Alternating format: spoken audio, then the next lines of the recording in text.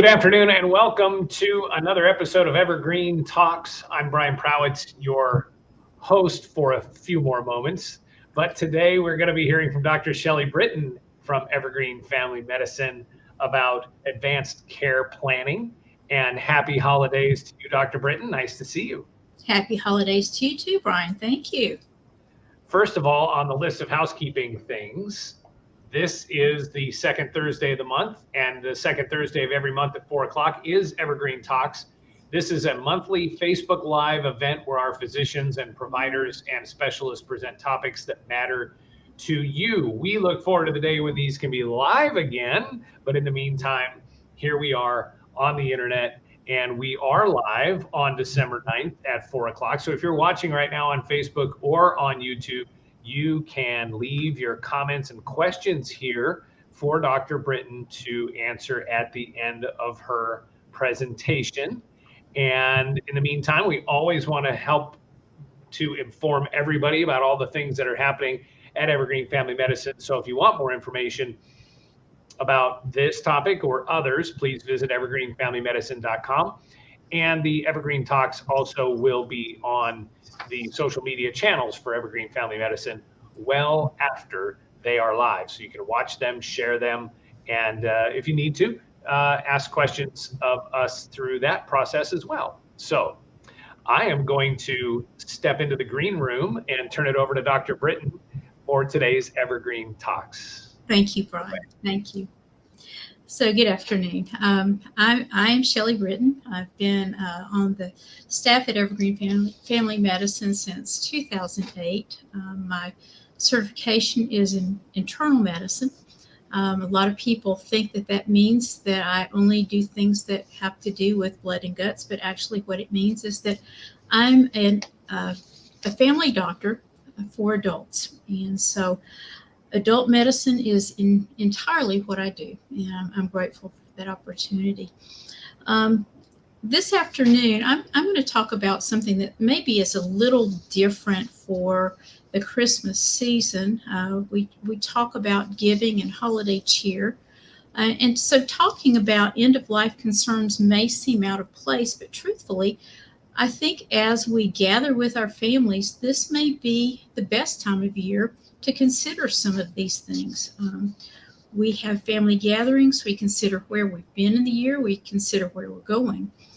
In the last many months that COVID has altered our everyday life, so many people have faced isolation. They've faced illness.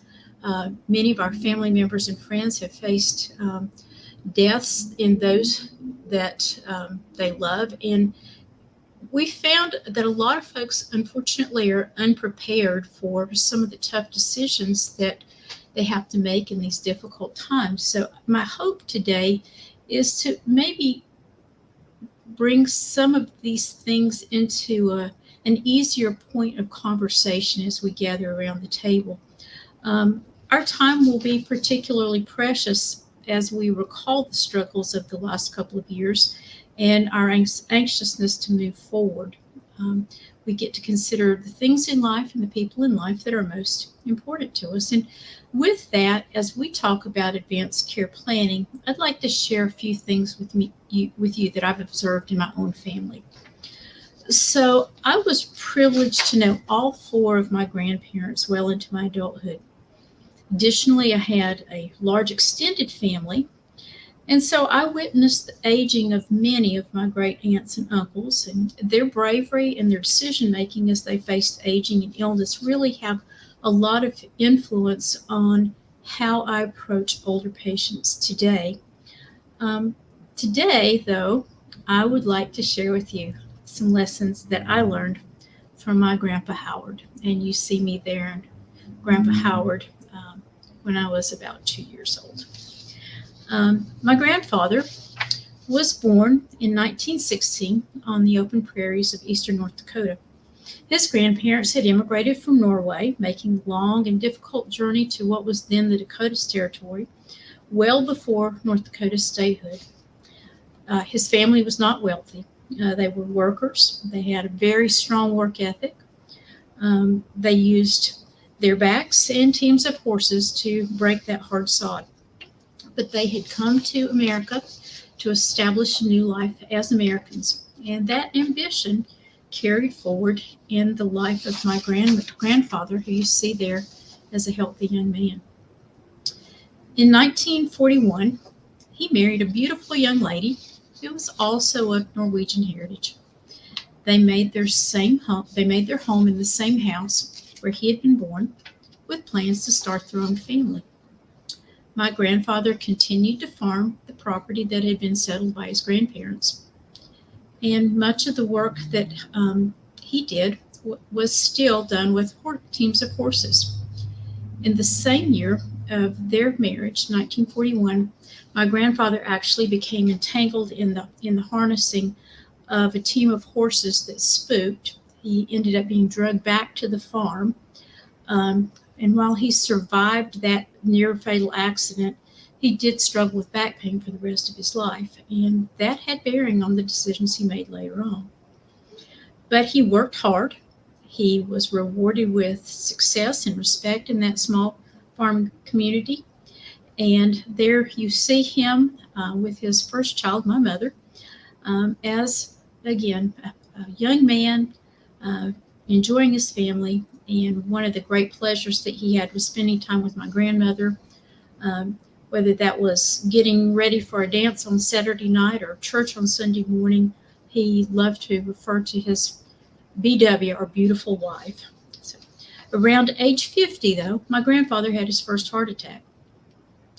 He continued to farm for a few more years, but found that completing the heavy chores and the cold winter temperatures just became progressively more difficult because he was contending now not only with a back that was a recurring problem, but also with problems with his heart.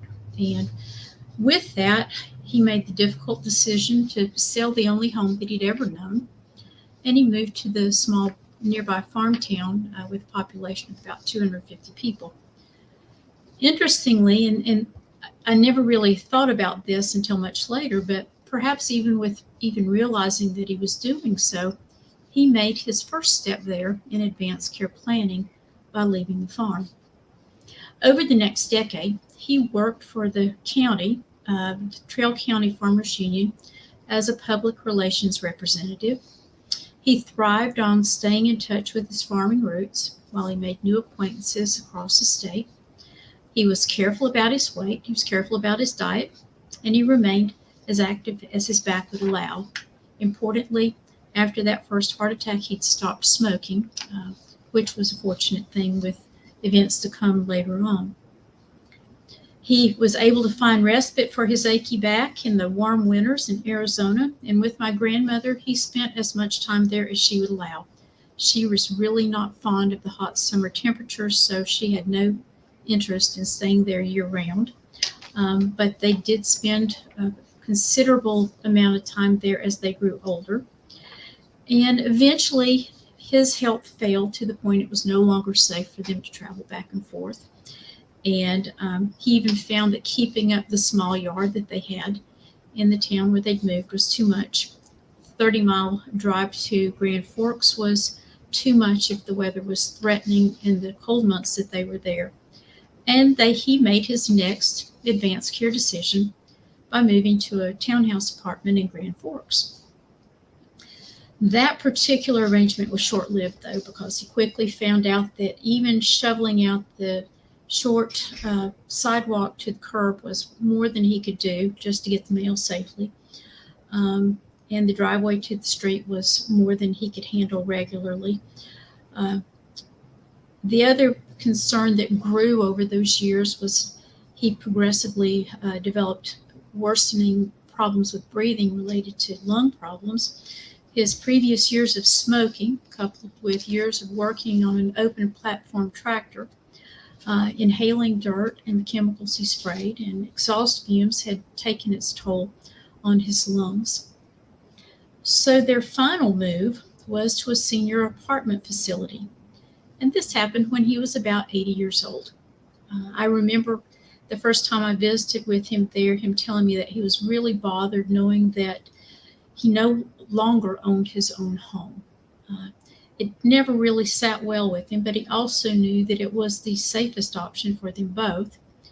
It was a choice that he made to assure that he and my grandmother would be able to get additional help if they needed it. And despite his declining health, he remained fiercely independent. The choices that he made along the way allowed him to preserve that sense of independence as well as his dignity. He was largely not put in a situation where decisions about where he would be were made for him. He made those decisions before the need came, and I think found that to be the most satisfying that he could for someone who was frankly very strong-willed. So aside from the brief periods of time when my grandmother was hospitalized in those last years, they were able to stay fairly independent in their assisted living facility. She had some fallen injuries in their later years that necessitated her to stay in rehab, and he was in skilled living with her during those times, but was always anxious to return to his apartment.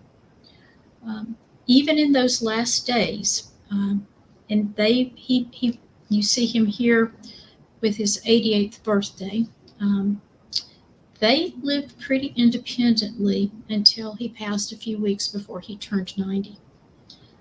Even at the end, he had very strong feelings about what he did and did not want to have done, and he was able to very clearly communicate those feelings to his children who were able to honor those. So, it was years before I really realized how deliberate my grandpa had been in his planning. It became all the more evident after his death when it was seen that through very careful financial planning, he had made sure that my grandmother would be taken care of as well. And she died a few months past her 100th birthday, about 10 years after he passed. One of the greatest gifts, though, that my grandfather gave to his children was that of his foresight of a need for more help. He recognized that he needed to make changes before those were made for him, and he made them in a timely and purposed fashion that allowed him to maintain a very high degree of autonomy and dignity to the end of his life. And I really like both of these shots of my grandpa, both with my mom as a toddler and then 60 plus years later with my mom there in, to my knowledge, the last photo that she had made with my grandfather. So in my own practice, about 70% of my patients are 65 or older. Many of those patients continue to enjoy good health. They're completely independent. They have a difficult time that they'll ever be debilitated given the fact that they presently have very good health. Very recently, I had a very difficult conversation with an elderly man who I was taking care of in the hospital, and I learned he'd been widowed for some time. His brother and sister-in-law, who obviously were elderly as well, lived nearby, and it became clear to me as I looked over things for him that he had been struggling with taking care of himself. He was not well nourished. He was very frail. And during this illness, it became exceedingly clear to me that he would not be able to go back to living independently, but he'd not really considered that possibility yet. As I realized that that was the case, I asked him, well, now who will you get to help you when you can no longer live by yourself? And he said, well, I think I'll be okay once I get a bit stronger and I can ask my sister-in-law to help me if I need help with grocery shopping and such. Now, while it was a pretty optimistic look for him, really it wasn't realistic. It turned out that his sister-in-law was already caring for this gentleman's brother who had advanced dementia. She had plenty to take care of on her own, and extending her care to another debilitated person was not going to be possible.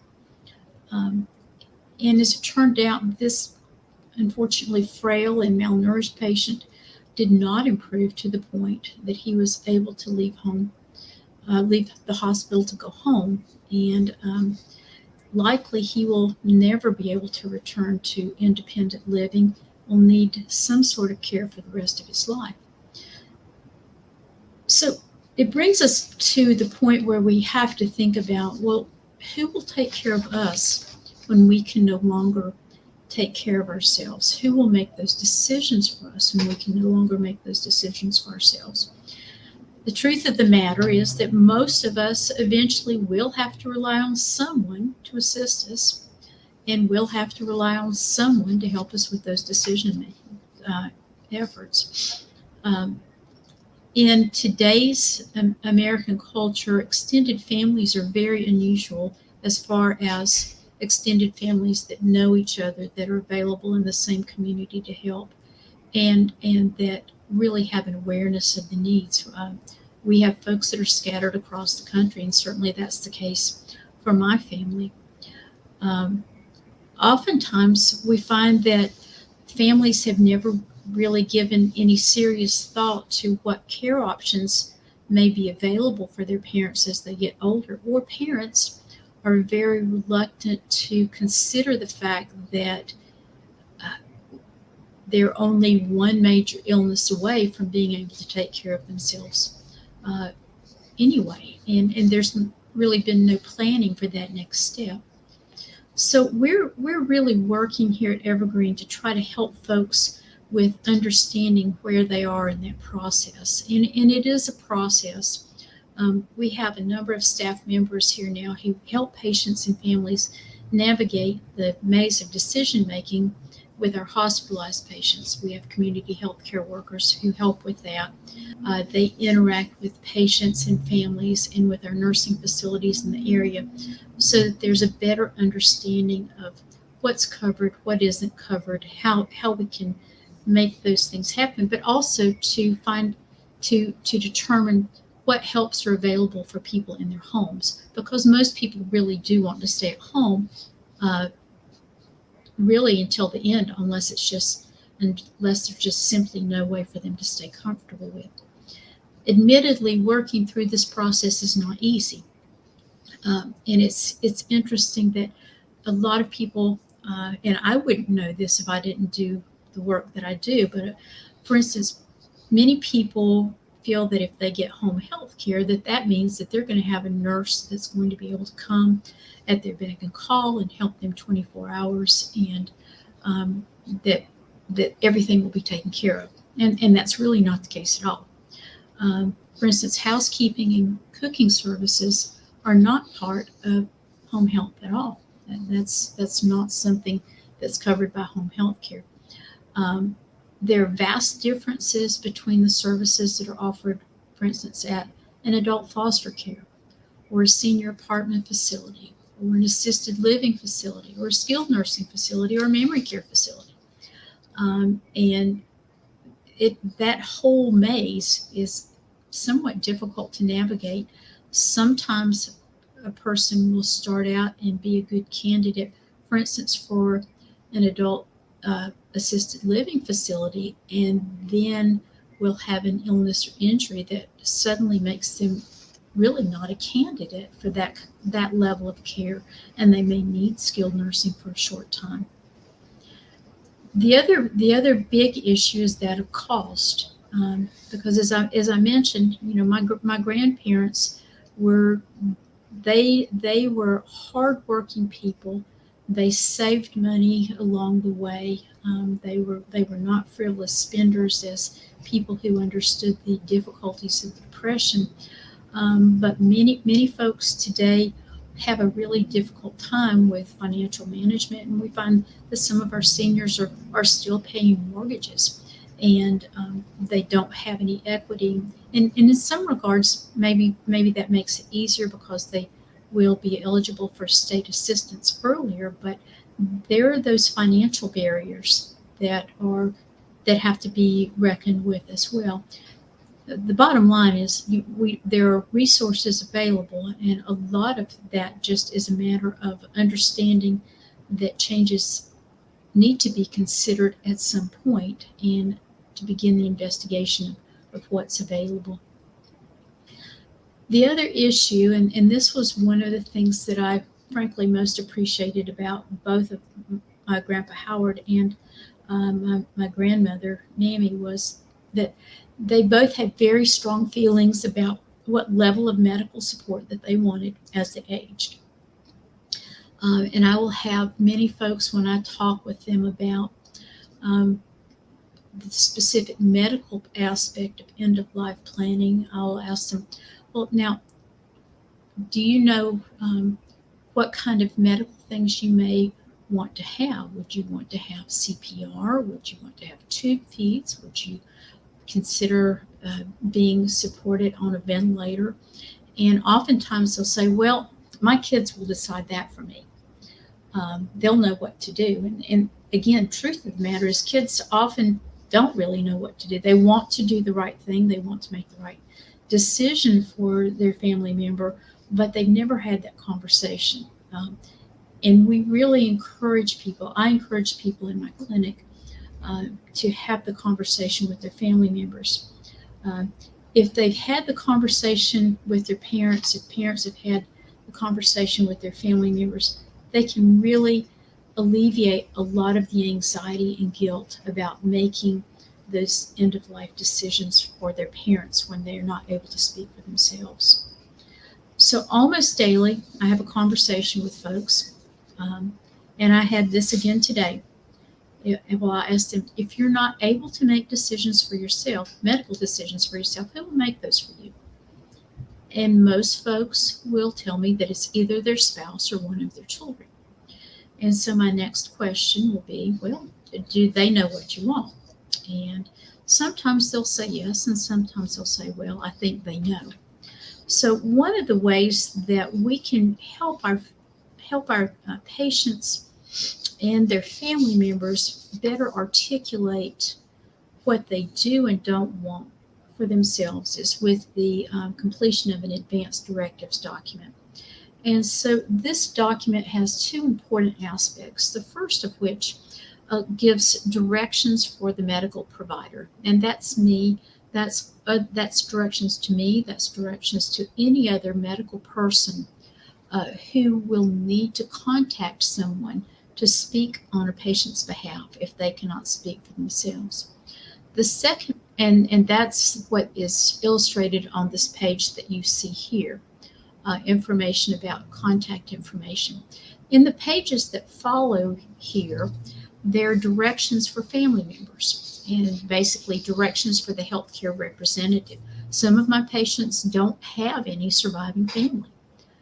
So they will have a good friend or someone at their church or a person that they trust as their health, that will be designated as their healthcare representative to help decide about long-term ventilatory support, to help decide about tube feedings, to help decide about those kind of things, pardon me, if the patient cannot make their own decision. For our more advanced patients, our patients who are of more frail health or of advanced age, and that would have certainly been the case for my grandfather in those last several years of his life, then the completion of a POLST, the acronym for which is Physician Orders for Life-Sustaining Treatment. And many of you have probably seen these pink forms. These forms are completed with a physician or a medical provider. And if a patient sees a mid-level provider, such as a nurse practitioner or a PA, those can be completed by the mid-level providers as well. But basically, this gives emergency personnel information about what you want if you're found down unresponsive, pulseless, and not breathing.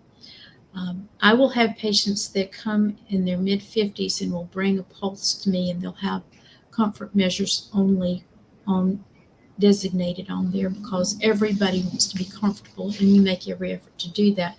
But that's not who this form is for. This form is for the person for whom, if the events of their life continue, there's a great likelihood that some medical person may have to respond to a medical emergency that would involve cardiopulmonary resuscitation within the year. And that may be because of advanced age, or it may be because of advanced illnesses. So those are some of the things that I think are helpful. And my biggest goal today was really to help start a conversation about end-of-life planning with family members as we gather. Probably don't want to do it over the Christmas ham, but there'll be times where there'll be quieter times, and it may be a time to say, one of the things we've never talked about, Grandpa, is who you would want to have make decisions for you if you could not make them for yourself. Does Grandma know the kind of things that you would want to know? Does my mom or dad know? Do I know? And I speak about this with my grandfather, who had talked with my mom and my uncle about these things, and I'm grateful that he did. I think that it makes for a much smoother transition in end-of-life planning, and allows folks to be independent in their decisions. So I hope that's been helpful, and it's fun to talk about my grandpa and a little bit about his life. So. Well, excellent presentation, and the pictures of your grandpa are just sweet. And thank you for all of that. Yeah, thank you. And I think, as far as starting a conversation goes, how do you enter into that conversation over the holiday? Well, one way might be, I was watching Facebook the other day and this video came up, and a local doctor was talking about end-of-life decisions and care. And it made me think maybe this is the time to talk about it with you. So we've given you the opening for everybody watching right now. A few questions for you, and we do have a few minutes here. So if you are watching live, you can punch your questions in and we will share them with everyone, whether you're watching on the Evergreen Family Medicine Facebook page or YouTube channel. But a couple of questions here, Dr. Brittain. Let's talk about timing just a little bit. When should somebody complete an advanced directive or post? Okay, sure. So the advanced directive is something that's really appropriate for any adult. My husband and I actually had a will completed several years ago, and that was we were, guess it's longer ago than I think about it now, but that was actually part of our will, and it wasn't a living will per se, but it really was advanced directives. At that point in time, one of the concerns we had was that if our children were minors and we were going to be doing some foreign travel, and my parents were older, I did not want, if something happened to both my husband and to me, I did not want my parents to have to make those decisions. And we both felt that my sister would be a good person to make those decisions. And we were able to write those decisions down for her as far as end-of-life care, whether we wanted to be maintained with tube feeds, ventilatory support, etc. So I would, any person, any adult person, it's very appropriate to have an advanced directive available for that. If you're in your 20s, frankly, you probably don't need one because you're either your spouse, your parents are going to do that, and it's a little different thing. But I think by the time you have children, probably you do. Probably you need to have designated, okay, this is the person, because by the time you have children is usually when you're thinking about making a will and making sure that any assets that you have are set up for your children. That would be in a very appropriate time to set up an advanced directive. With regard to a post, again, that is not for the healthy person. That is not for the healthy 70-year-old that goes cross-country skiing every weekend and plays golf 3 times a week and is in good health. We don't expect that person to have a life-threatening event. On the other hand, the 70-year-old person who has had 3 heart attacks, has emphysema, and wears oxygen continuously, it may well be appropriate for that person to have a pulse, because the likelihood that that person would recover from CPR, which is frankly a really traumatic medical procedure, is pretty slim. For older patients, many of them at least need to have had the conversation so that they can have some thoughts about that. It was interesting, my mom, who I don't consider to be in poor health at all, she had kind of strong feelings about, well, I don't want to have CPR. And of course, I'm not her physician, but I at least know how she feels about it. So, for anyone who has a question about that, it's the thing that they need to discuss with their medical provider. But it's truly for people who are in frail health and would not likely benefit from extreme procedures. And then where should those forms be kept? Who should have copies? So anybody that is a decision maker, anybody that's listed as a decision maker, a healthcare representative, should have a copy of that. Your physician or your mid-level medical provider should have a copy of that form. You should have a copy of that form. You should always have the original. The original always stays with the patient, with both of those. So those are not things that need to stay in the lockbox at the bank. Those are things that need to be readily accessible. It's more important with POLST than it is with the advanced directive, because the POLST is something that if emergency services are called to a home, they need to be able to access it on the spot. Otherwise, they're obliged to try to resuscitate that person without that physician's order that says not to. So my recommendation when I see patients in the clinic and we complete a POLST, I will say now, my suggestion, and emergency people are trained to look for it, but take this pink form and a printed list of your medications that I'm going to give it to you, put it in a Ziploc bag and put it on the side of the refrigerator. And there you know that it's there. I did actually go into a home once where the POLST form was right there on the freezer door, and every time you went to get an ice cube, you saw it. I guess if you want to do that, that's certainly fine. I don't know that I want to be reminded of that every time I go to the fridge, but at least that one. But the POLST, for sure, it doesn't go in the safe deposit box. It doesn't go in a hidden drawer. Can you change these documents at all? Absolutely, and they can be changed immediately. They can be rescinded immediately. So every now and again, I'll have somebody who at some point will, for instance, have completed a POLST where they will say, I want full resuscitation. I want every effort made, and that will be filed. And these are often filed when people go to skilled nursing facilities. And so they have to have something like that on hand. But then perhaps 3 to 5 years later, their health situation changes. And at that point, we will fill out a new POLST, and then we send it to the directory again, because all of these things are placed in a state directory and they're assigned a number. So those can certainly be changed. And then a lot of what you talked about, you mentioned talk to your health provider, but it sounds like possibly a conversation to have with your attorney. You really don't have to. You don't have to.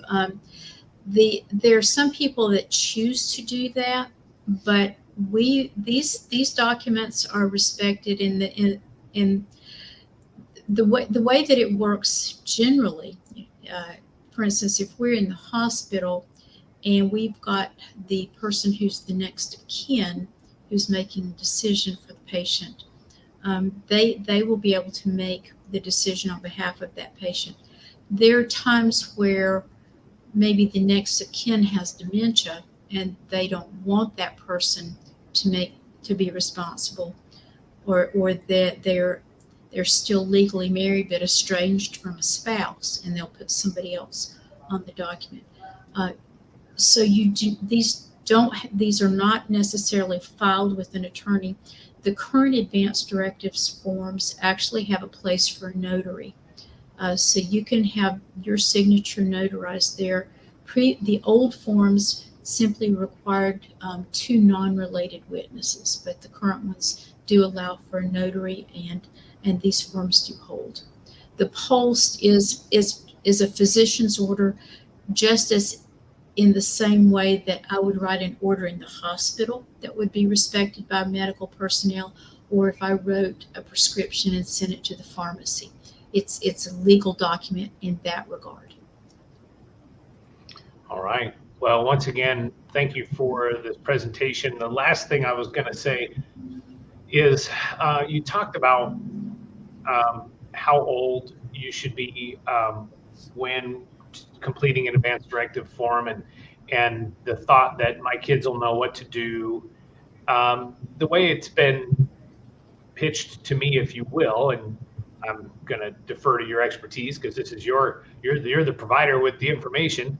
But can you talk about a little bit more about that? Because this idea that my kids will know what to do or my parents will know what to do, an advanced directive takes that pressure off of them, right? So that they don't have to make this horrible decision. If you've made it for them, they don't have a lingering impact from whatever that decision is. I've talked to a lot of people that get put in that situation, and it is terrible. If you can take that pressure off, it'd be awfully nice, I think. That's the gift of this, and that's why that's the gift. It is a gift for your family, because you've taken that pressure away.